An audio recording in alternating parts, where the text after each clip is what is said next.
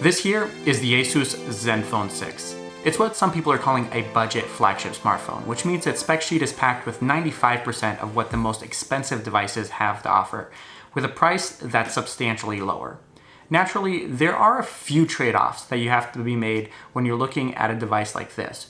You get a traditional fingerprint sensor on the back, no wireless charging, a 6.4-inch LCD panel versus AMOLED, with a lowish resolution at full HD+. But buying this phone here won't set you back $1,000, and it won't even cost you the $670 that OnePlus is charging for the 7 Pro. In fact, you'll only be paying $499. And for that price, you still get a Snapdragon 855 processor, 8 gigabytes of RAM, only 64 gigabytes of storage, but that can be bumped up to 128 or 256 in $50 increments. And then there is a massive 5,000 milliamp hour battery inside of here. But the cherry on top is the camera system. You get two cameras on the back, a standard 48 megapixel camera and then a 13 megapixel one with an ultra wide lens, but there is no front facing camera. And that's because this features a flip-up camera mechanism that allows you to use those same sensors from the back as your selfie cameras as well. Now, we'll be coming back to that in a minute, but first, let's cover the basics.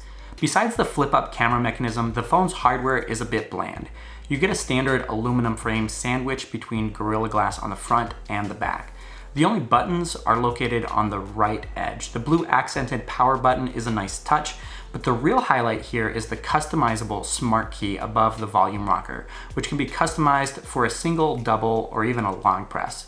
You can use more than a dozen different actions, including triggering the Google Assistant, taking a screenshot, changing sound profiles, automatically taking a picture, and much more.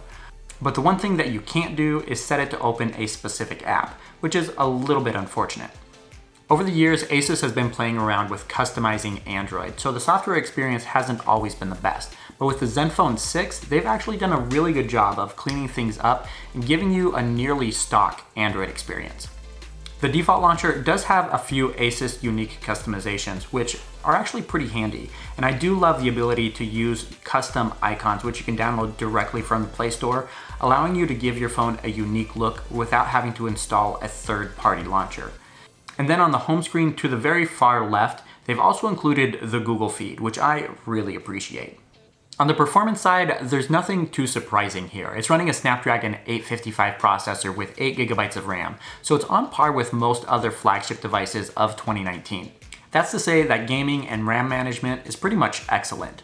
But unlike some devices which have started using machine learning to optimize performance based on which apps that you use the most, the Zenfone 6 takes a manual approach to this with OptiFlex, which allows users to choose up to 10 applications so that the launch times are sped up and the apps are given priority over the others. It actually works pretty well and does make a big difference if you have only a handful of apps that you use on a regular basis. Now with all of that out of the way, let's get back to the camera on the Asus Zenfone 6. What you're looking at here is a pretty simple setup. You get a main 48 megapixel sensor for all your shots and your videos, but then there's a secondary 13 megapixel sensor that's paired with an 11 millimeter ultra wide angle lens. Now both of these can record 4K video, but there is no electronic image stabilization, which means there is a little bit of a crop when you turn on electronic image stabilization. Now this isn't an issue when you're recording on the back and taking video of other people, but when you flip it around, take video of yourself, you definitely want to make sure you switch over to that ultra wide angle lens just because you don't want to be cropped in and looking at a picture this big of your face. Now the sensor that's paired with the ultra wide angle lens isn't as good as the main 48 megapixel sensor, which leads to darker pictures and video in low light conditions. But it does a splendid job outside or anytime that there's plenty of light in the shot. As you know by now, I'm a big fan of ultra wide angle lenses on smartphones, and I'd take this one any day over a smartphone that simply had a zoom lens. Overall image quality from both sensors isn't spectacular, but that's what you would expect from a $500 smartphone. The main sensor can capture 48 megapixel images, but by default it's set to a 12 megapixel setting with pixel binning and Asus's Auto HDR system, which boosts dynamic range and saturation for the images. I actually did find that the camera struggled a little bit when set to 48 megapixels, taking multiple seconds to save an image after they were captured, and often failing to capture the first image that you take when opening the camera app.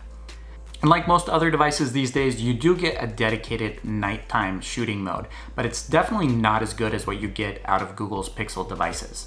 The flip-up camera module also has a unique way of capturing panorama shots.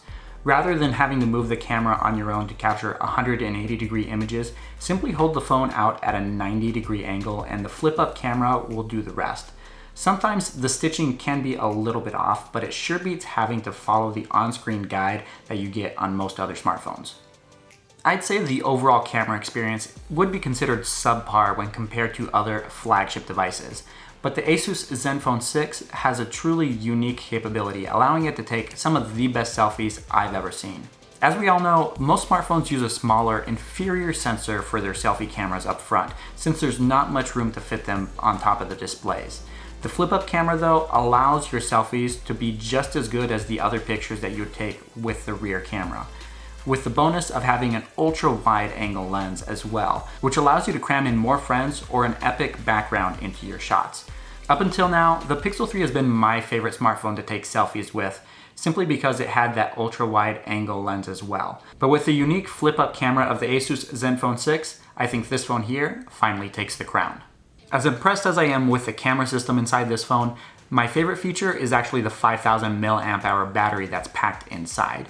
Now that's not going to get you 2 full days on a single charge, since the 6.4-inch display is an LCD panel versus an AMOLED, but it will give you a day and a half, and that's with pushing it pretty much as hard as you want.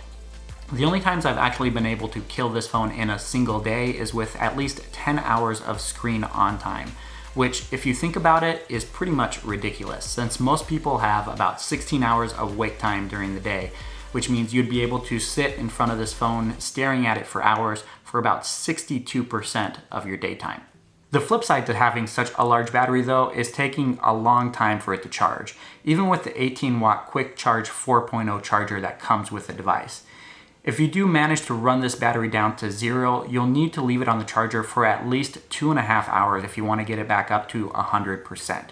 They could have made things a little bit better by switching over to power delivery and including at least a 25-watt charger with this phone, and swapping out the LCD panel for an AMOLED one to give the phone an extra hour or 2 of screen on time per charge. But honestly, that's simply nitpicking, since the Asus Zenfone 6 is one of the longest lasting smartphones currently on the market. If you're looking for the best of the best, there are a lot of flagship options out there. But if you don't want to spend $1,000, the Asus Zenfone 6 is probably one of your best options. Considering that it only costs $500, you won't be able to find a better smartphone in that price category. And if you do, that device most likely wouldn't be able to take the same amazing selfies that you get from this front-facing camera. Be sure to jump into the comments and let me know what you think of the Asus Zenfone 6. The phone is definitely not perfect, but its unique camera system, massive battery, and low price point make it one of my favorite devices of 2019.